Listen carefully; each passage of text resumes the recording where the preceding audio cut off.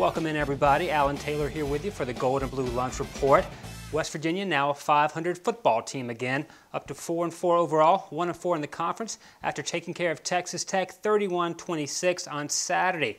Per our Monday tradition, let's take stock of the Mountaineers unit by unit, see how it all went down. We're switching up the rotation today, starting with the running backs, who were all the rage on Saturday. Wendell Smallwood and Russell Shell combining for 274 yards, some of which came rather easily against one of college football's puniest defenses. And some of the yardage was more physical in nature.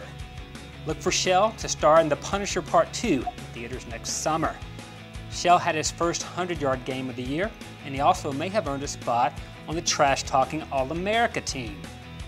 About to face 3rd and long in the fourth quarter, he coaxed an unsportsmanlike conduct out of Texas Tech D lineman Brandon Jackson, who, like Shell, is a Western PA guy.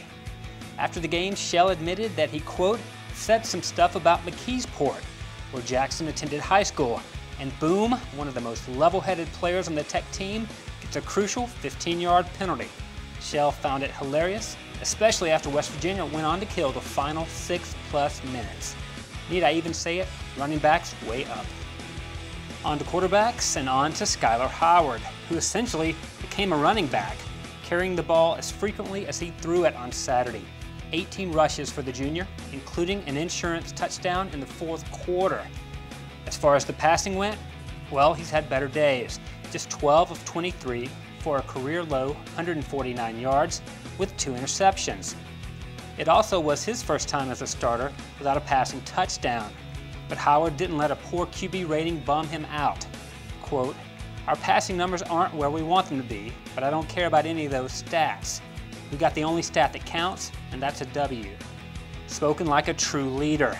And leadership, well, it takes many forms. You'll notice Smallwood's habit of spitting on his gloves between plays to clean off the turf pellets. But what about when dry mouth takes over? Well, that's when he turns to the spit of others. Yikes. Any way you cut it, that's frickin' teamwork. Wide receivers up next, and with the running game getting cranked up, there wasn't much to see here, at least not from the starters. No catches for Shelton Gibson or David Sills. And Javon Durant had a bad day, catching 1, but dropping 2. But there were encouraging moments from Karan White, who emerged with a 5-catch performance. He showed really strong hands in traffic, and given the mercurial nature of the week-to-week depth chart, White might be in line for a promotion next week, because as Dana Holgorsen said of the passing game Saturday, this is not what it's supposed to look like. The offensive line had something old, something new, something borrowed, and something blue. Okay, so they were all in blue. Something old, Adam Pankey returning to his comfortable position at guard and doing a bang-up job. Something new, sophomore Marcel Lazard earning his first start at right tackle. Something borrowed, Marquise Lucas flipping sides from right tackle to left to sub for the injured Yadni Kajust. That offensive line paved the way for 300 yards rushing, only the 4th time in 59 games under Holgorsen that has happened. Obviously, you have to take into account the opponent, but for West Virginia, it's encouraging to see Lazard getting meaningful snaps and holding up. After all, he figures to become a full-time starter at tackle next season when Lucas, the only senior, departs. Next up is the defense, and say this for Noble Nwachukwu. He adjusts, he acclimates, he learns from his mistakes. When he didn't wrap up on Patrick Mahomes in the first quarter, it became a Texas Tech touchdown.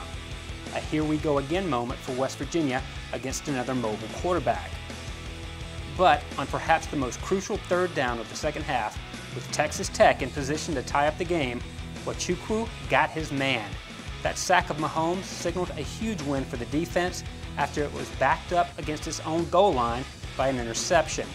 The D-line held up really well overall, forced a couple of holding calls, and was a big reason why Tech, which came in averaging 604 yards per game, was held to only 378.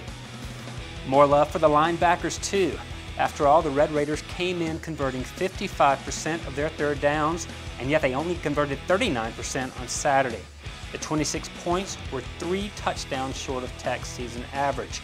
And even though Tony Gibson isn't blitzing as much these days, there was still pressure to keep Mahomes on the move. The Red Raiders' 4.8 yards per play, they were the second fewest since Cliff Kingsbury took over the offense 3 seasons ago. Now, one injury that we'll learn more about today involves the left shoulder of Mike linebacker Jared Barber.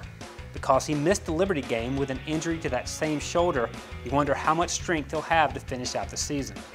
The West Virginia secondary made Hakeem Grant its primary target and held the dangerous little fellow to a season-low 8 yards receiving. K.J. Dillon had coverage on Grant most of the day, but really the help came from everywhere. Grant began Saturday 154 yards shy of Michael Crabtree's career record, and he left Morgantown still needing 146. Now remember that Grant torched Oklahoma State's secondary for 178 yards the week before, so West Virginia got a big-time shutdown performance by a short-handed group. Now thanks to Mahomes scrambling, Grant did get loose for 1 score, but as K.J. Dillon describes it, BS, man, I ain't like that. I mean, I don't know what happened. I'm just back there covering for 2 minutes. I'm like, come on now, somebody got to get him down. With Terrell Chestnut and Jeremy Tyler sidelined, Mahomes found a few openings, though his receivers didn't always help him out. Not many highlights for the special teams, and that's okay with Joe DeForest, because West Virginia's coverage unit held Hakeem Grant slightly below his season average on kick returns. But Nick O'Toole, well, he had a rough day punting. 2 shanks left him with a 31-yard average. And it was 1 up, 1 down for Josh Lambert on field goals, missing from 35 before closing the half with a 39-yarder. Special teams takes a neutral. Now a programming note, West Virginia gets another noon kickoff next Saturday against Texas. The Longhorns have beaten West Virginia the past 2 years, but come into Morgantown only 4-5 this season. Texas has a tough road to become bowl eligible, needing to win 2 of its last 3 games, a stretch that includes games against Texas Tech and at Baylor. Finally, the number 2 ranked West Virginia women's soccer team will learn its NCAA tournament draw later today. The Mountaineers are coming off an upset loss to Texas Tech in this weekend's Big 12 semifinals, but they are still holding out hope for a regional top seed. For continuing coverage of Mountaineers athletics, keep it tuned here to WVMetroNews.com. For the Gold and Blue Lunch Report, I'm Allan Taylor. We'll see you tomorrow.